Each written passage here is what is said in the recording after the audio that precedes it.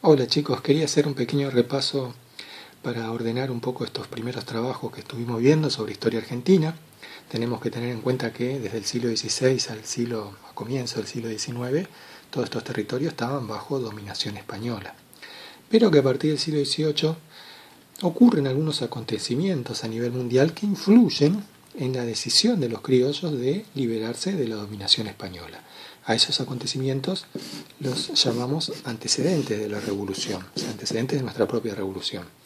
Y hay varios, ¿no? Como las reformas borbónicas, donde los españoles, una de las obras más importantes fue la creación del virreinato del Río de la Plata. A partir de ahí Buenos Aires se convierte en un centro político y económico, y es desde ahí donde va a partir la revolución de nuestro territorio. Pero además se produce la independencia de Estados Unidos. Estados Unidos es el primer país que se libera de una potencia europea, en este caso Inglaterra. La Revolución Francesa con sus ideales de libertad que van a llegar hasta acá.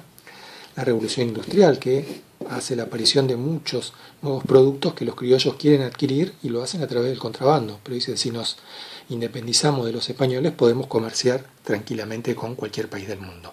Esa revolución industrial también trae las invasiones inglesas acá, porque los ingleses necesitan un nuevo mercado, pero perdieron las colonias de Estados Unidos y deciden robarle los territorios a los españoles. Pero se encuentran con que los criollos se defienden y los expulsan, ¿no? Y al expulsar a un ejército tan importante como el inglés, los criollos se dan cuenta de su propio poder, se pueden proteger solos sin la tutoría de España, ¿no? Y por último, la invasión de Napoleón a España. Napoleón, después de la Revolución Francesa, invade toda Europa y entre esos países España, ¿no? Y cuando llega acá la noticia, en 1810, el 16 de mayo de 1810, de que la resistencia española había caído, eso fue la chispa que hizo que los criollos se decidieran a hacer la revolución, y se produce esa semana de mayo de 1810 que termina con nuestro primer gobierno patrio. Y acá hay una seguidilla de primeros gobiernos patrios entre 1810 y 1820. ¿Qué quiero decir? 300 años nos dominaron los españoles, entonces los criollos no sabían muy bien cómo gobernarse. O sea, el sistema de gobierno que tenemos hoy en día, con presidente, Cámara de Diputados, ¿no? Y el Poder Judicial, no existía. Entonces estos son todos ensayos, ¿no? Es prueba y error. Y en esa prueba y error cometen muchos errores que van a generar también conflictos, ¿no? Entonces tenemos nuestra primera junta que se crea ese 25 de mayo, la Junta Grande con los diputados del interior. Después, por una movida de Buenos Aires, ese gobierno se achica y se crea el primer triunvirato, 3 personas. Hay una revolución interna, se crea un segundo triunvirato.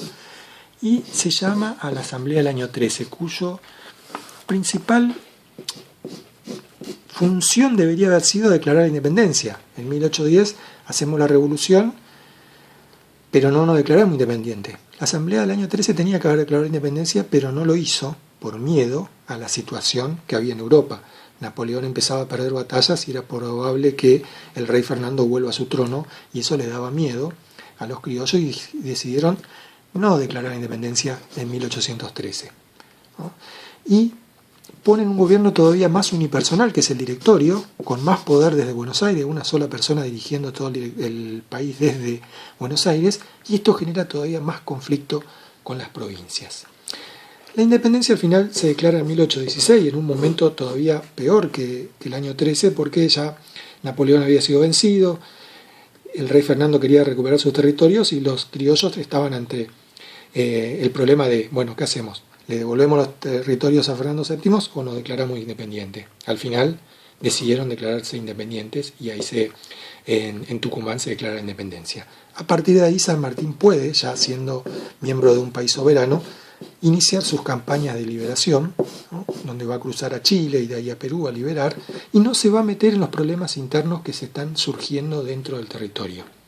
Los problemas internos principalmente se van a venir de la mano de los caudillos, estos personajes de las provincias, los cuales habían sido reclutados por los primeros gobiernos patrios para ayudar en las guerras de independencia, y estas guerras tal vez los debilitaron económicamente, pero le dieron mucho más poder militar a estos personajes, y cuando empiezan a haber diferencias con Buenos Aires, tienen ya sus propios ejércitos, ¿no?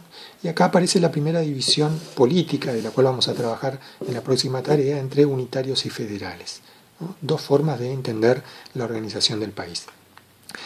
Cuando los caudillos se terminan enojando con el directorio de Buenos Aires, terminan haciéndole la guerra. Esta guerra, la primera importante, es la batalla de Cepeda de 1820, en donde los caudillos del interior, López y Ramírez, vencen a Alvear, el director que estaba en Buenos Aires, y hacen que se termine estos primeros gobiernos patrios. Dan fin al directorio y a partir de ahí cada provincia se va a gobernar por sí sola.